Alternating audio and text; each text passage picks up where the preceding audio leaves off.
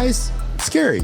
It's very advanced and it's happening fast. But like I see it as an opportunity. It's like, okay, well, I want to get all of my personality out on the internet before AI takes it from me. There is a window where AI has not caught up yet. Like if you're on the fence and making content, I would go hard for the next 6 months and get as much of you out on the internet as possible. I promise you will get views, you will get more followers, you will get growth.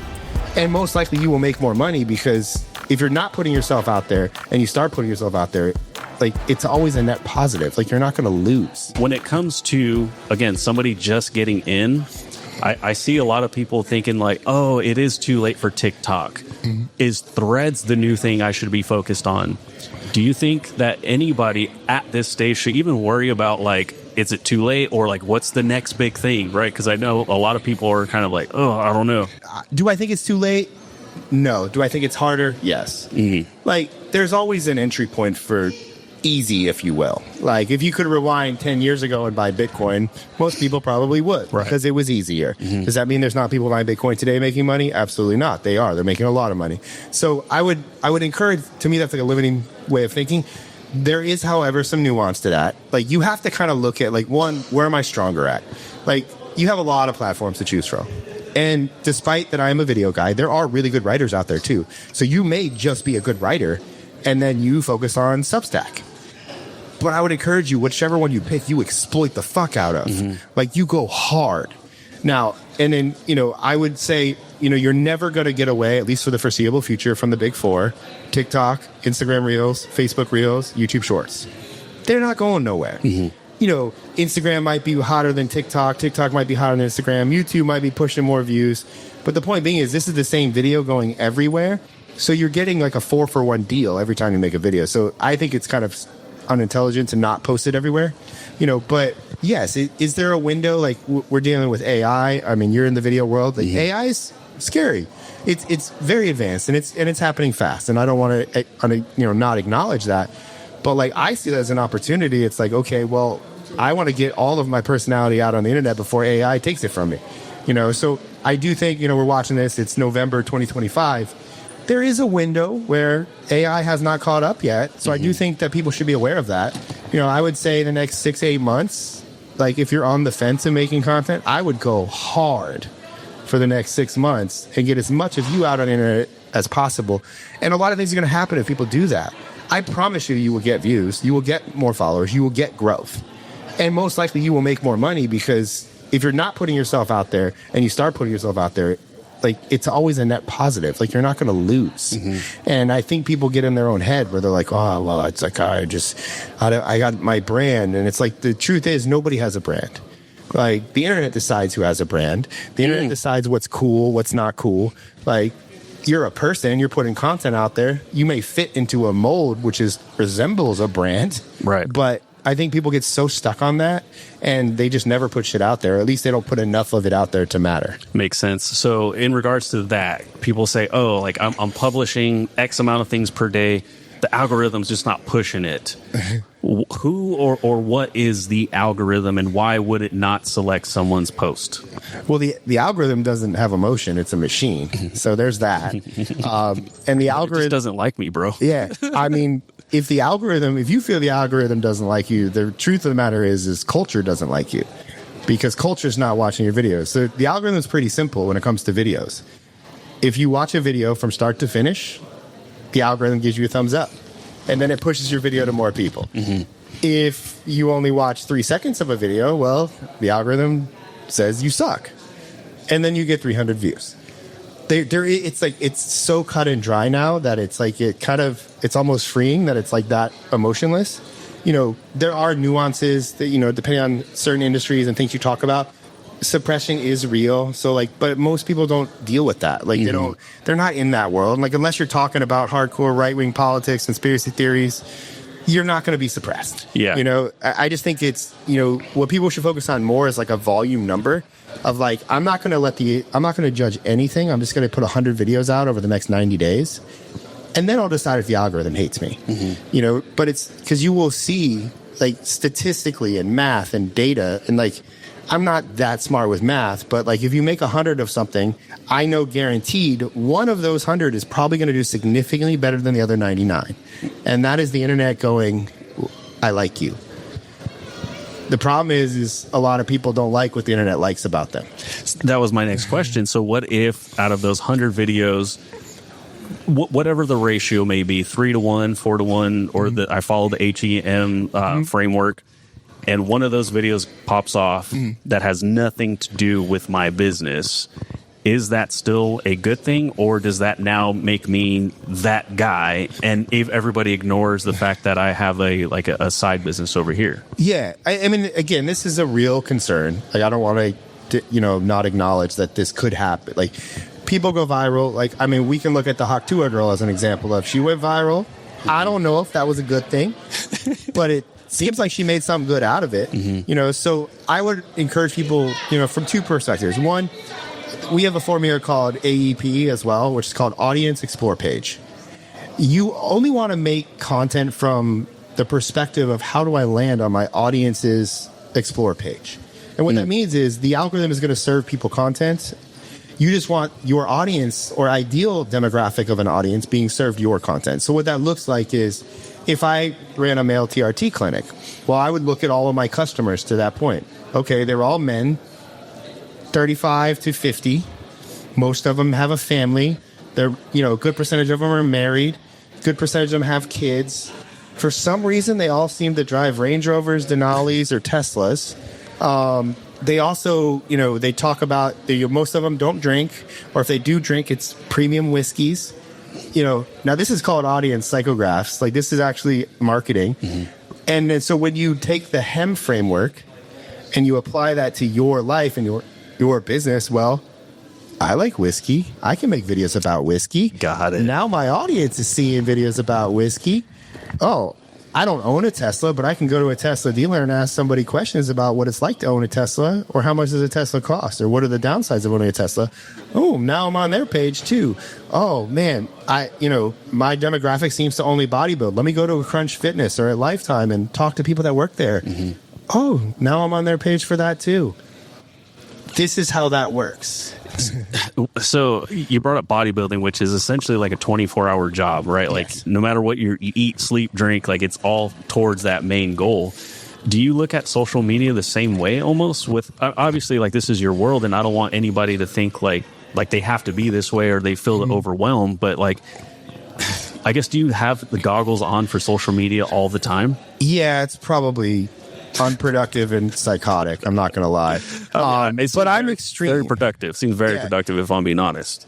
But I fall on the extreme level. Right. I also do have a multi-million-dollar company with employees that I run. I also have a wife. I have a daughter. Like, I'm a holistic person. But yes, like, I just, like, we live in such a time right now that, like, if I was to obsess over one thing, it's the videos that I put out. Because even, like, kind of to your point of going viral for the wrong thing, I don't think if you get 10 million views, it's bad in any way, because it's relevance. At that moment, you are popular. It's up to you to figure out how to make that popularity work for you. Like, and that's, I think people, again, it's like, well, I only want to go viral for GLP-1s and this. And you may 3 years from now, but I just don't think that everyone with the basic premise of marketing and business, and most everyone is making content because they have a business and they need to promote themselves. Marketing is first at all times. It's like marketing, then sales. So organic free content is free marketing. It is time. Don't get me wrong. Like, you are going to put the time in. And that's where I do think people should treat it more like a gym, or like, more. I like the gym reference. It's like, because when you think about making videos, it's like, you don't walk in day one unless you're a freak and you bench 315. You might come in and get like a 155, 175, and then you work your way up to then, boom, after a year, you're benching 315 or 405, or you're a power lifter. Like, there's a progression. And that's how it is when you make videos. Like, you make more, you get better. But I think it's more like diet, because it's like, you have to think of, like, you have to kind of make content a part of your life so you don't get annoyed by it. And it's the same thing. Like, you have to make food a part of your life so you don't get annoyed and stressed out by it. So it's like, I know that if I don't do anything today, but I make 3 videos at breakfast, lunch, and dinner, then I'm that much farther forward than I was when the next day comes, I move forward. Because it's like, even if those videos get 300 views, that was still 900 more views than I had yesterday. And then statistically, one's probably going to get maybe 10,000. So now I just got 10,000 views for free. I just marketed myself to 10,000 people. Where the fuck can you do that anywhere? Except for right now. Yeah. So I'm trying to, like, every time you bring something up, here, I have a different question. I'm trying to wrap things back around. This has been such an amazing conversation. I'm not in any hurry. All right, cool. So, again, you just talked about getting essentially a bunch of thousands of views of organic views. Yes. I'm sure you get this question a lot, especially from some of your clients. But when it comes to paid stuff, like paid ads or paid boosting and that sort of thing, what are your thoughts or recommendations on somebody kind of like, again, from the outside looking in, I want to get started, and then they discover, oh, wait, I can boost this. That's going to get me views. Like, is that something, like, do they want to open that can of worms? Yeah, I mean, again, coming back to the term marketing, like, I think ads are like pouring gasoline on a fire. You know, if you want to make money from ads, then what do you have to do? You have to make videos to make the ads. No matter what, you're making fucking videos. Yeah. The only where I do think there's an advantage to organic over paid ads is organic doesn't stop when you turn the faucet off. It keeps getting views. Now, I don't want anyone to think that I'm not about ads for making money, because I am. But I think that if you start with, like, you're starting with ads, if you start there first, you're just limiting yourself. I would start with organic first. Like I said, going back to 100 videos, you make 100 videos, I promise. If you make an ad for video 101, it's going to be much better than if you made it on the first day. So videos, like, again, it's like a skill set. You get better at speaking. You get better at being more charismatic in your tonality and your way of, extracting points and stories and your enunciations. Like, all of that improves with volume. So it's like, if you want to make an ad, well, how do you make a better ad? Well, you make 100 of the same ad, and that 100 is going to be better than the first one. So, I think ultimately you need both, and everybody I know that's successful, they do both. And it's not a this or that. It's just, we see it time and time again.